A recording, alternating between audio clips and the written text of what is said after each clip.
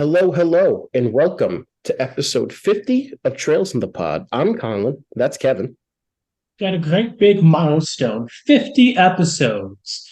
We've gone through an entire arc of the series. We've gone through three games. We're about to start Crossbell in the late summer. It's a momentous day for the podcast, Colin. I think that you will agree. And I'm really glad that we're commemorating such an anniversary with such a momentous piece of canon of the Kaseki series games. Well, I mean, I will say I'm happy that we are engaging with the side content. It's something new for me as well. But I also I think is a little bit humorous, is that we are celebrating the 50th episode in a completely different audio environment that is temporary. But I do want to explain to our listeners as to why we, especially I, sound so different. Uh, I don't know, for the past like 20 episodes, we had been recording. I had a better microphone. We've been recording locally on Audacity and then sending each other the MP3s, and then we'd edit them together. Beforehand, we were doing it on Zoom. We are back on Zoom right now.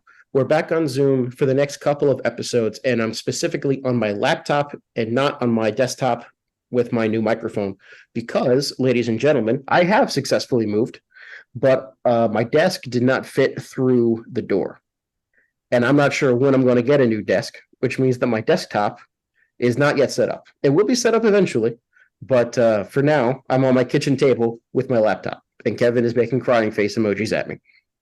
Your litany of failures disgust me, Colin, almost as much as the failures of the Jester Jaeger Corps disgust racers. Kevin, did you just start speaking and wanting to see what came out of your mouth as you were saying it? Yes. All right. So, ladies and gentlemen, we are discussing the Ring of Judgment manga. It's much shorter than Luva Monogatari. It's only one volume, about 100 pages, and it's meant to bridge the gap between Trails to Sky the Third and Trails from Zero. I do want to note that a dedicated listener and friend of the show, Pork Bob, had suggested to me that we also listen to an audio CD dramatization of the Trails in the Sky arc that is on YouTube. We are saving that for a rainy day. This episode's going to be entirely about the Ring of Judgment. Kevin, why don't you tell us a little bit about what the Ring of Judgment is, what the plot is of this manga? Mention this later. What it's not is any sort of bridge for the gap between Liberal and Crossbow. But it's a story set with Estelle, Joshua, and also Toval as the main characters. It's our first look into Erebonia as a strange something is making Jaeger Corps members act differently, and then they realize making people act differently. It's a ring that saps the individuality of the person, eventually kills them. And so the plot is stop the bad things happening, get the ring, which is an artifact, and then the politics of ownership troubles that come up afterward. So, why do you say that this is not bridging a gap? Because I would definitely disagree with that. Well, And Colin, you haven't played, hold on. You also have not played Trails from Zero yet. you know, people were very confident when they said Einstein was wrong, that Newton was wrong. So just going to throw that out there. Okay, so the Crossbell games are in Crossbell. This is not in Yeah. Crossbow for like all but maybe 3 pages. It's in Erebonia, which is fine. It's about Joshua and Estelle, who are not the characters of Crossbell, and Toval, who I assume does not appear in the Crossbell games. We get a very brief glimpse of the SS in the end from No, behind. the Nothing. SSS. It's very important to say the third S. We get a glimpse of the SSS, and you said we play as them or something. Yes. Yes, we do. But unless the theme of the Crossbow game is about possession, rings, the church, I don't see the connection for the games. It felt much more like the continuation of Joshua and Estelle's story, especially with the Ren stuff, which is fine, and I liked it for what it was. But I don't have any better idea of what's going on in Crossbell. What are the fissures? Who are the people after reading this manga? So would it change your mind if I told you that the final scene in No. which you see, thank you, Kevin, in which you see the SSS fighting some monsters is a scene that you actually play through from their perspective in Trails from Zero? It's interesting, a different perspective, but it felt more like the end credits scene of a Marvel MCU film than it's teasing more than it's bridging or connecting. Well, the reason why I say bridging is because um, it puts Joshua and Estelle in Crossbell, which I don't think, especially after this manga, is not a spoiler to say that they appear there. They are characters in the game, but though they're not the ones that we're playing as. And this manga helps to explain how they learned that Ren was there. Okay, and I get that, and I imagine that areas will be important and so forth. But also, we see the SSS people from behind. You said one's Rixia, one's Lord. I couldn't No, tell you I who. never said that Rixia Mao was part of the SSS.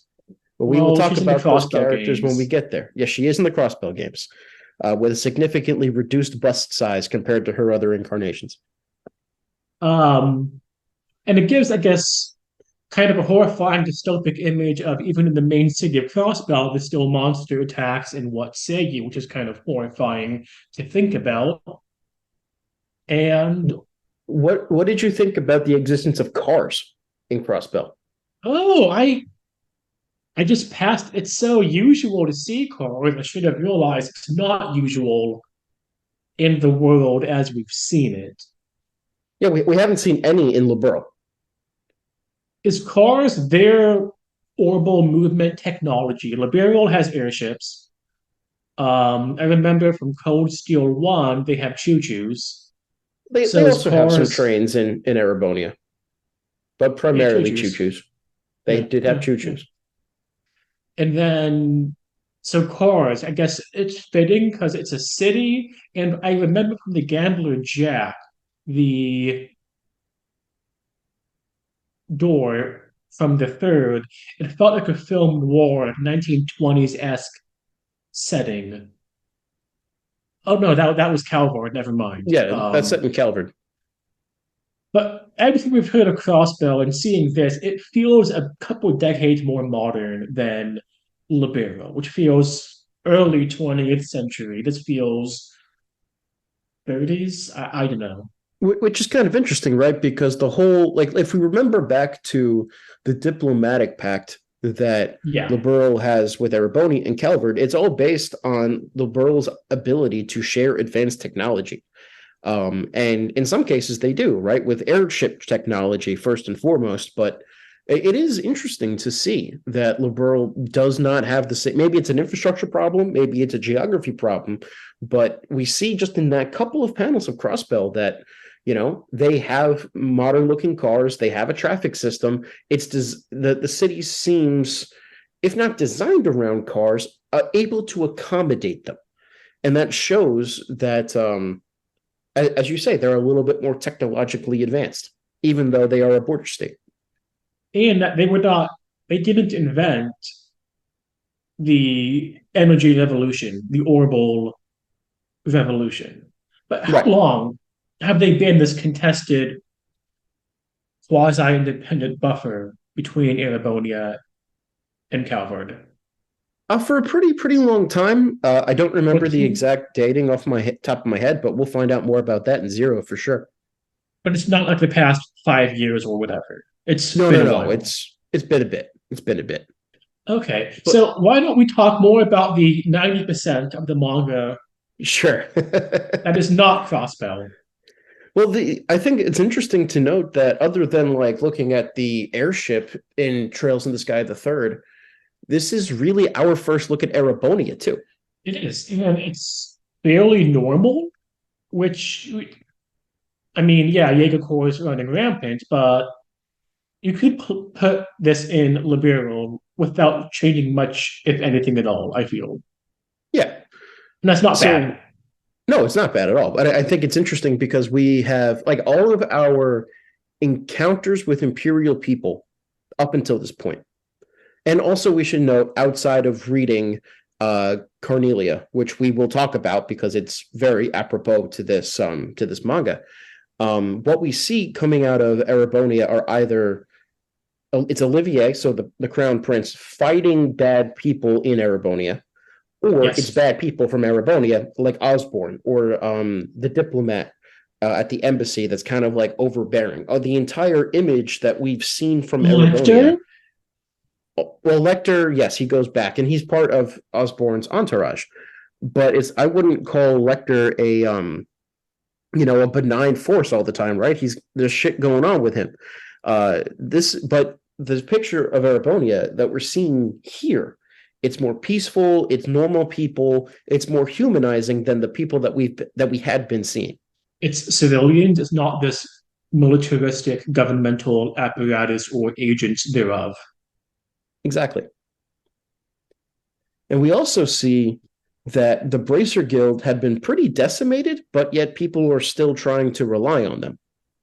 And this connects to that door with the intel report that sent Cassius to Erebonia in FC. Yeah.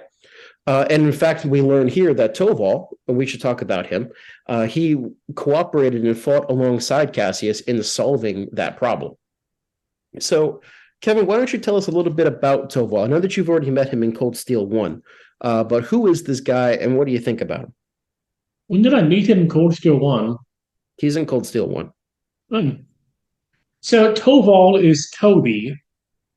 He had a very successful career as a writer before becoming an actor on The Office. That is a terrible joke. That is an absolutely awful joke, and you should go to hell.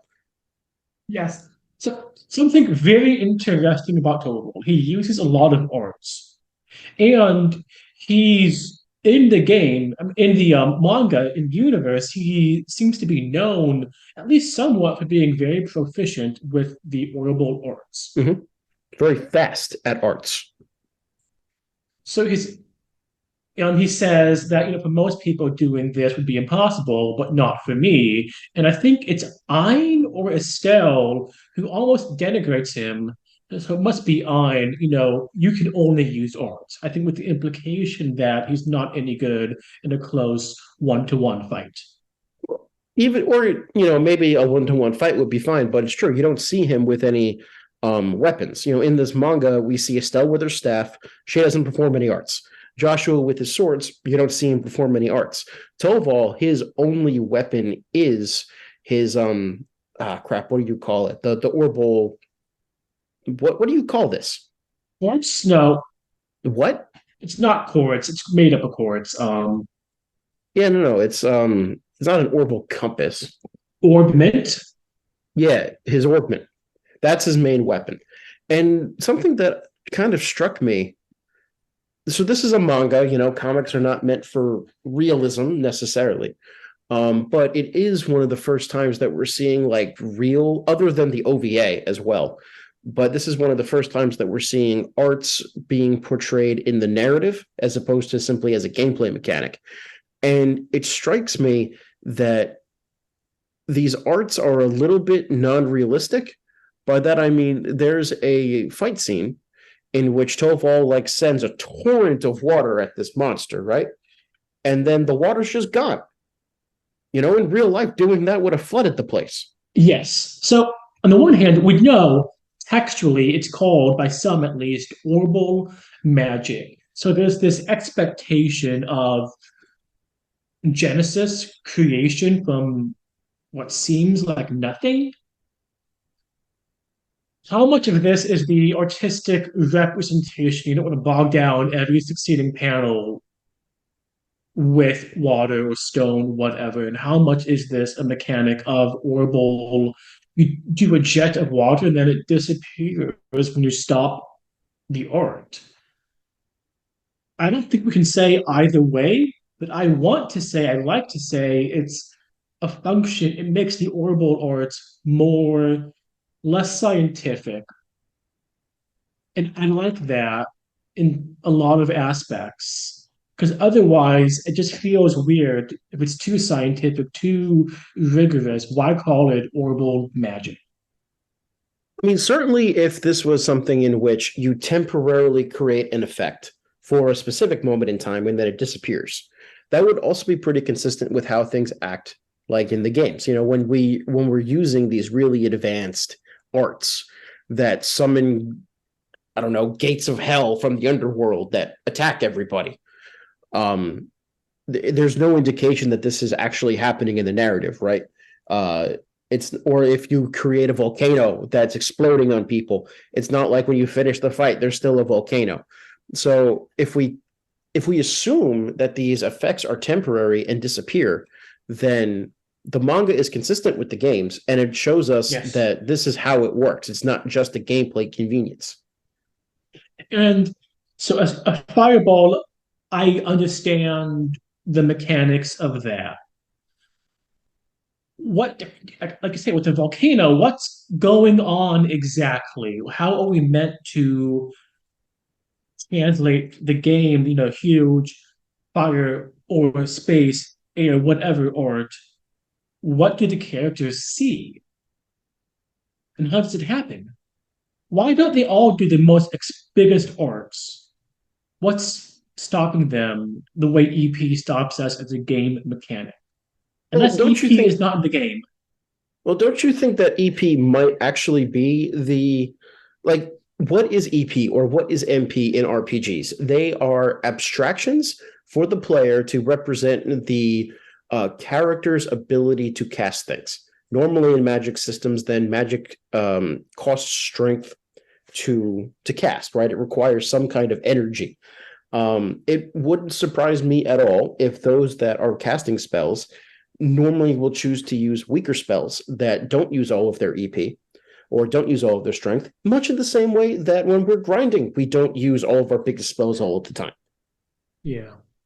Well, one magic system that does not use EP is called Hail, and it involves contracts and negotiations, but we can move on from that. It's been a while You since I brought you it up. just you just said that so that Griswold would ping the Twitter account.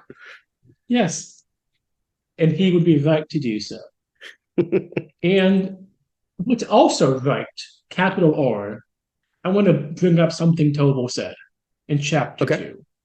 Okay. Try not to take his life when they're all fighting the Jaeger. So does that mean that do braces use lethal force like on a not unheard of basis then? I mean, it certainly seems. I mean, we probably have to keep into account that Jaegers are deadly mercenaries that might necessitate you having to kill rather than just a normal common criminal. Like as it would require more force to take down, and then perhaps that amount of force can create death. What certainly seems to be the case, at least from what I remember in that panel, is that Jaeger does die, and it's Yes. initially. I don't think it's not initially clear whether it's the ring that kills him or it's Toval, and Toval does not discount the possibility that it could have been him, but I could be wrong on that. No, I believe your recollection is correct. And that also raises questions about when we do these big arts we were just talking about, should we really expect they only fall unconscious? And let's not forget that, you can have big problem with knocking people unconscious. Like it's not oh, they'll be fine. And sometimes it's not even knocking them unconscious, right? Like when we fight the Ravens, we beat the crap out of them with all of these arts and sticks and swords and Yes. guns. And then when we finish the fight, they're still awake, dude. Like they're still like, oh, you hit us And really hard. groaning. I mean, that's the other thing with JRPGs too, right? Is that a lot of this is abstractions. We don't see what's going on. We see a system that communicates the fact that we won, or even in some cases that we didn't win, but that we still won the fight, quote unquote. It's always difficult to tell how much of it we should take literally and how much we should take figuratively. It's a bit of a But speak, tonal inconsistency with what the game shows us as a game mechanic and what the narrative says happened. yeah. But speaking of inconsistencies, or rather, I should say, taking things literally versus taking them figuratively, I had revealed this fact to you off camera, but it's now confirmed in this manga, so we don't have to dance around it anymore. Toval is Toby from Carnelia. Yes, Cornelia. And Einselnate is Ein from Carnelia, indicating that this novel series, which we've seen now, is pretty popular, right? Not only do we find it in Liberl, but this chick, Tila, I think, or Lila, I forget her precise name. I have it written down. I should. Ilya? Tila or Tyla or whatever. She's reading them. She's reading like all of the novels that we've come across. It's very popular. Yeah, and that reminds me, there was no novel, I don't believe, for the third. It was just Gambler Jack. Yeah, so the third, what you could find down in the library, is a collection of all the other novels. But as far as I can remember, there was no novel for us unique to that game for us to read. If there is, then we should do that. Trails in the Sky, the third. So Einzelnot and Toval/Toby, they read and have a bunch of sexual tension with Talia and Kai at the end. I want to make clear the sexual tension is between Toval and Sonate and no one else. Yes. And it humanizes Sonate because how have we seen her? We've seen her as this stoic, unrepentant figure in the third. And we've seen her as a caricature almost, or a fictionalized portrayal in the novel. Here she's laughing, she's flirting with Toval. In this manga, we see her as a hot nun that likes Sid, as indicated by the fact that she's smoking a cigarette, which we've seen Niall smoke cigarettes, and now we've seen Einselnate. Why do you think they decided to have her smoke cigarettes? It fits with her aesthetic. She is not goody goody two shoes. She walks on the other side. She's dangerous, mad, bad, and dangerous to know. It also fits with what we see at Crossbell later on.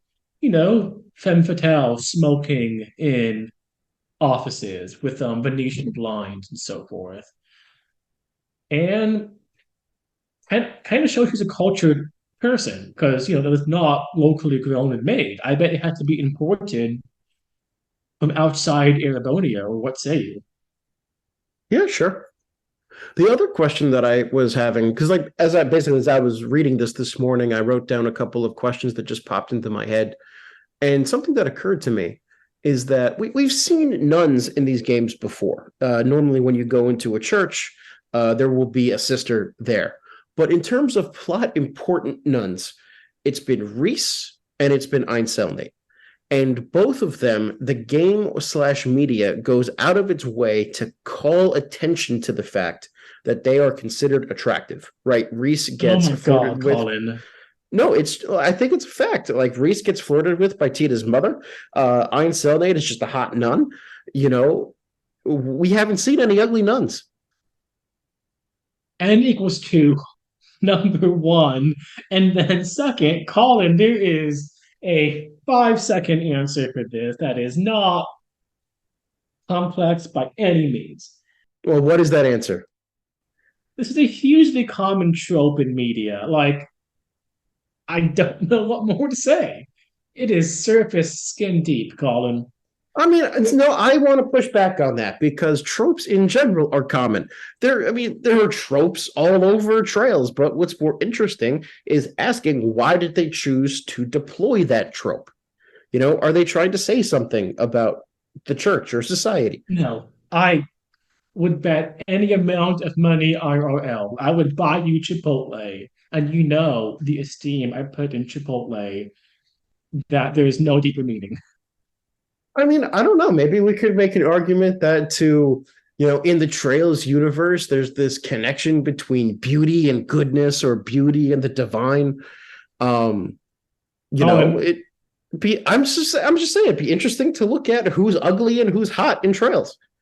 Colin, you're not in grad school anymore. You don't have to invent spurious readings for seminar. Kevin, I might have finished my PhD, but I'm still in the university system. I'm just teaching again next year as a paid the same as a graduate student. It feels like nothing's changed. I would bet any amount of Chipotle burritos or bowls or whatever, there's no deeper meaning.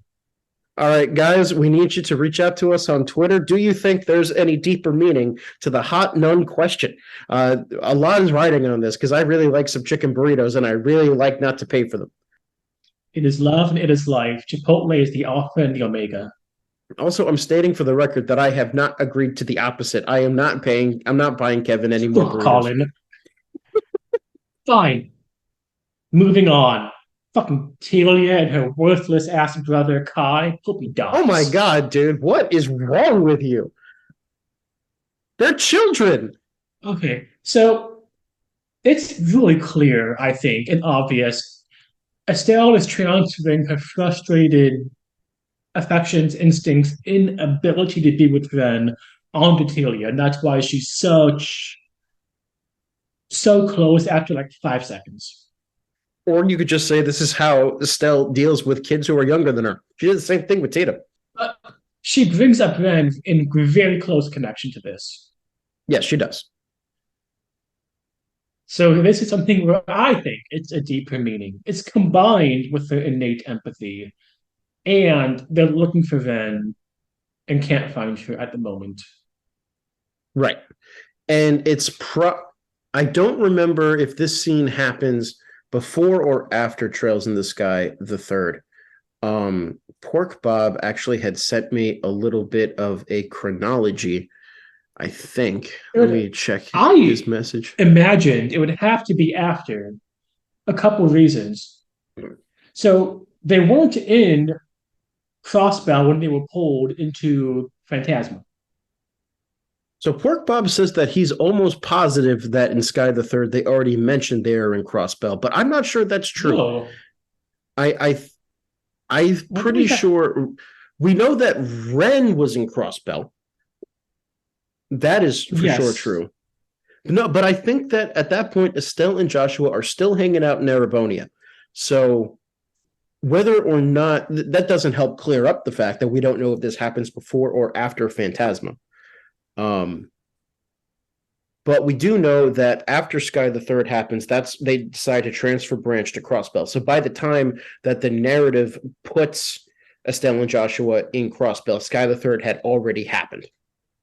So we see them in the Crossbow games, like a lot. Yeah, no, they're there. That's why I'm saying like that. That's why I'm saying, well, man, don't judge it until you've seen it. But that's kind of why I was saying that this is a bridge, because it very deliberately links up to a specific moment in the game. It's kind of like a handoff. Yeah. I mean, I'll have more thoughts in December. I mean, if I remember right, the Crossbell games are only 4 chapters each. So, assuming no delays happen, which I mean, look at the summer. I feel like we've been skipping a week almost every month because of my life. But we should be able to finish them 2 to 3 months at most, which would be kind of nice. Agreed. A faster flip should make for a really interesting digestion of the Crossbow games. And Colin, you know who also is doing some digesting? Who the fuck is doing some digesting? Joshua, when he puts on the ring, and how he's saved. He's forced to confront all the bad stuff he did. And that's what this ring does. You get reminded, not the bad stuff, I think, but it's really clear your unresolved, the trauma, the regrets, the frustrations that prevent you from moving on. Well, quite specifically, it states your past sins is what Yes. it's sins that you still feel regret about because Estelle, we assume, has sinned, although we don't know. My comment when she put on the ring and nothing happened was, is she like the Virgin Mary or something? Immaculate conception? No. I mean, it's clear textually. I think it's Toval who says, she's No, done stuff that, Joshua says that she's able to put it behind her and move on, whereas Joshua's still struggling with that, which I think we've kind of seen in the games. yeah, and Um, that's the differentiation. It's better how Estelle is not sinless, how she's not obviously perfect, she's quick to anger and so forth, but she does not let it define her and drag her down the way it will for Joshua, I bet, for his entire life in some aspect, in oh, some probably. regard. Which Given the is, trauma that good. I don't want mass murderers to be like, it's all behind me. It's good. I've been saved. It also plays into this sunshine motif that Estelle has always had. If this is this ring of judgment brings people down into darkness. Not only is she able to pierce through and pull Joshua and Kai out, she's also unaffected herself because darkness cannot survive where the light is. And we've seen that is textually her symbol. Lots of people have said that. The So girl who now that shines like the sun is how she's right described. now that I've made a literary reading that you can accept is real, I want to raise another question that might Not about hot fucking nuns, Colin. is not about hot fucking nuns, but I still think that's a genuine line of inquiry. Maybe I'll do some game studies article on it or something. But no, what I was going to ask is, okay, this is a ring. This is an evil ring. And obviously, I know that you are immediately going to think about the One Ring in Lord of the Rings. Uh, we also have the example in ancient literature of the Ring of Gyges, in which Gyges is able to put on this ring. He turns invisible, and that allows him to give in to all of his evil, deepest, darkest desires that then turn into sins when he kills his king and fucks his wife. What is it with this cultural fascination that at least the Western world seems to have, although this is Japanese, though Japan is very much influenced by the West, but what is this association with rings and evil? I think that's very straightforward. And it involves something that Gandalf said: only one hand at a time may wield the one. In other words, a ring can be worn by one person. So whatever affects, it can't, by its nature, be a shield to protect or anything communal. It's individual. It's on to one person, and giving a lot of power to one person oftentimes leads to corruption. I think that's basically it. See, I think I like what you're talking about there. I was thinking more in terms of like vanity, if that makes sense. In that, what is the point of a ring in just normal everyday life? It's decoration, and sometimes it's signifying something like that you're somebody's husband or wife or partner. But most of the time, rings are simply meant in order to embellish appearance and to appear more attractive. And there's a certain amount of self-centeredness that has to be part of that. You have to decide to wear this piece of jewelry because you want to make yourself look better or you think it looks nicer on you, which kind of comes into this focus on one's own sins that the ring of judgment has you do. By putting it on, you are turning entirely within yourself.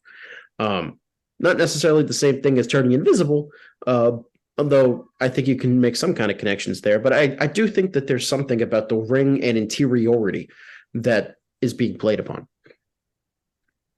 I think so as well. And a ring is given shape or meaning or focus when it's one, when it's connected to one person. Like a ring, it's meant to be worn, and that's Mhm. how it's quote used. End quote. Yeah. Say a plate. A lot of people can eat from a plate at the same time, even sipping from a goblet. But the function, insofar as a ring has a function, is singular. So then here's another question, and here we're getting super speculative and super literary. Why a ring and not a necklace? Because as far as I can tell, necklaces do the same thing. Yeah, and there's a lot of putting necklaces on people, say sacrificial victims. They do it in yellow jackets, and also pale. God damn it. So, yeah, it's interesting. Why is there any deeper meaning to the ring and not the necklace? The necklace can be more easily broken. The links are less sturdy. I guess from a plot perspective, it's a lot easier to just rip a necklace off someone than take a ring off. Yeah. Plus, normally a necklace is like a chain that then has something hanging onto it, right? Like the Saint medallion that I'm wearing, it's a medallion linked to a chain. I'm not wearing the medallion. Whereas with a ring, it is the object directly on the skin. Yes. And what's the focus? It's split. It's diffused a very slight amount from the medallion to also the links. Whereas the ring, it's just the ring. Yeah. All right. Well, I mean, I don't think we need to belabor that point a little bit more. Just I do find it interesting, this common trope about jewelry equating to evil to some degree. Even when, like in real life, the most common ring one wears is a wedding band. And one would assume that that's a good thing. I mean, a lot of people are in unhappy marriages, but in an ideal world, that's a good thing. So I just find it interesting that in fiction, we often see the opposite. What other stuff did you want to talk about with this? Then I have another general question I want to try to probe. So you asked, why was this published as a manga and not its own game? I think it's way too short. Right. Well, when I asked that question, it wasn't necessarily like, why didn't they adapt this exact adventure into a game? It was rather, why did they choose to publish a piece of side? There's a part of the story that they deem to be more or less essential, or at the very least canonical. There's a use for it. And then they choose to make it into a comic, as opposed to including it in like a door, or including it in the main narrative of the game, or something. I'd say canonical much more than essential. I would be shocked if 1% of the cassette players in English have read this. Way lower. Because we get the branching game of the third. Like the Trails, the third is the branching game between the two arcs, especially with the doors.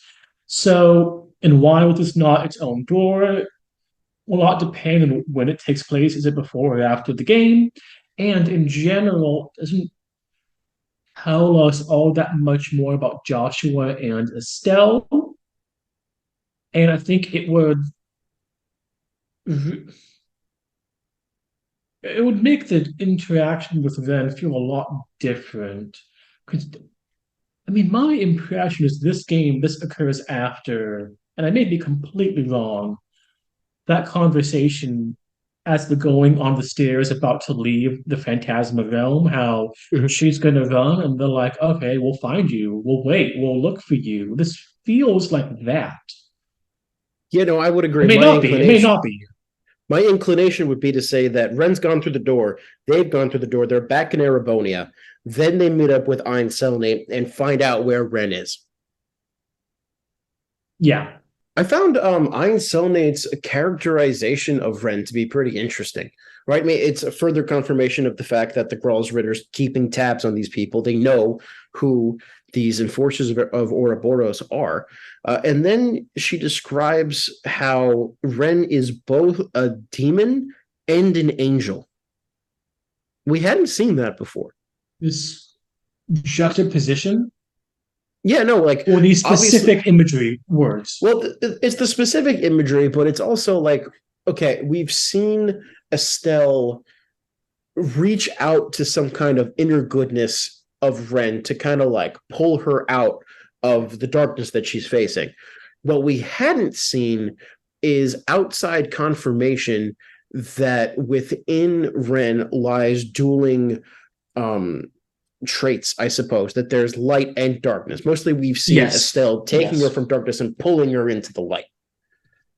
Let me ask you a question that I hope explains where I'm coming from with this. Okay. Would ein cellmate be at all upset if them dropped dead of an aneurysm? Probably not. I can't really imagine, but we don't think we No. know her that well. I'm thinking no, because she recognizes the potential for them to go either way. I'm sure she would prefer for them to be a productive member who is not a foil, an obstacle, but she doesn't care for them as a person, nor should she really. It's maybe I'm impressing way too much onto else Einzelnade, what is not there. She seems like people are chess pieces. How are they useful? What can they do? Good and bad. You know, And then at the moment can go either way. it's interesting because you're not the only person to think that. I mean, even in the manga, Toval kind of treats Ein that way, and yet there are still scenes near the end in which she goes out of her way to be kind to Estelle and Joshua, right? Or kind to these children. That's kind of showing that there's this less realpolitik side to her that even Toval's Yes. kind of surprised at seeing.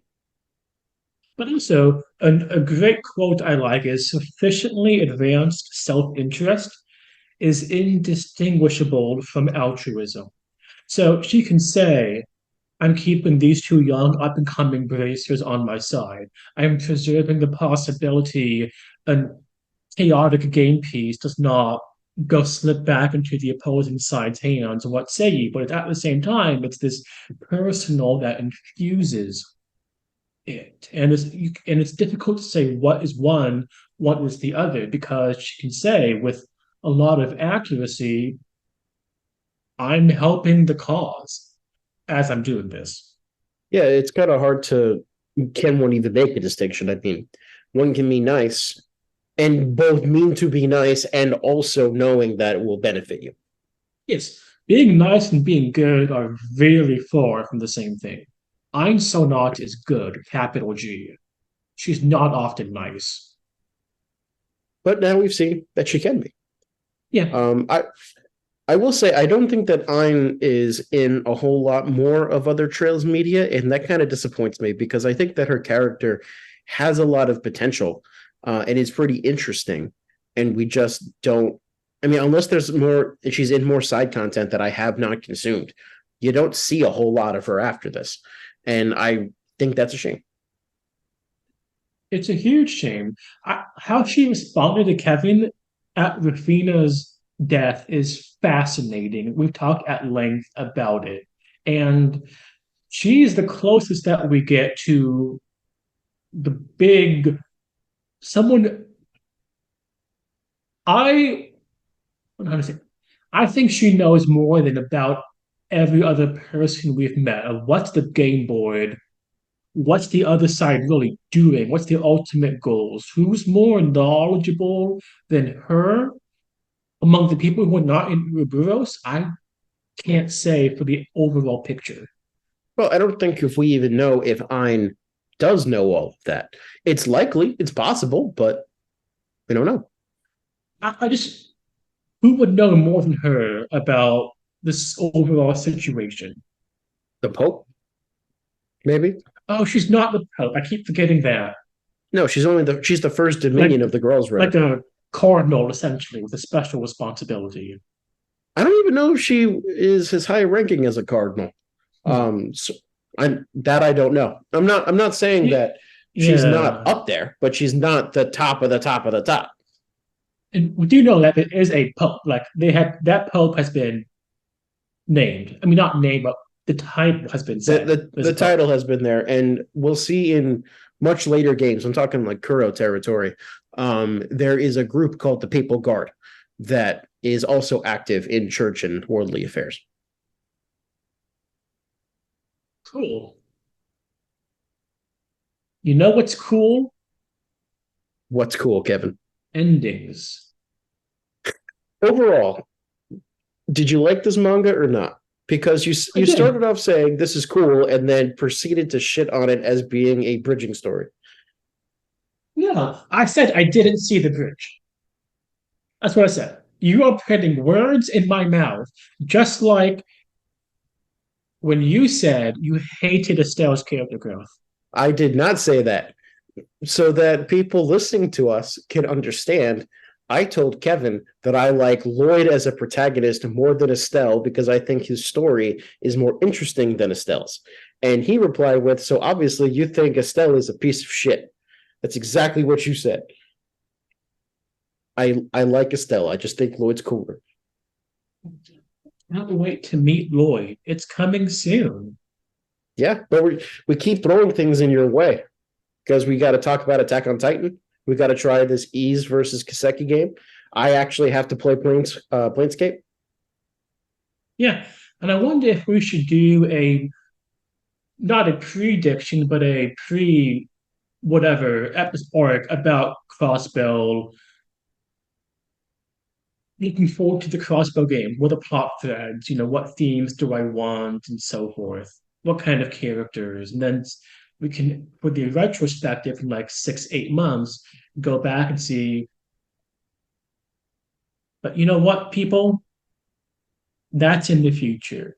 Next week, we'll be doing an episode, I believe, on, correct me if I'm wrong, Attack on Titan. Yeah, it will be our discussion of season 1 of Attack on Titan, of which I'm almost done, but it's also been about a week since I've seen some episodes. I have like 4 left, but we'll record that pretty soon. Until next time, I'm Kevin. That's Colin. Happy 4th. Thanks for listening, everybody, and enjoy your celebrations if you're American. Bye-bye.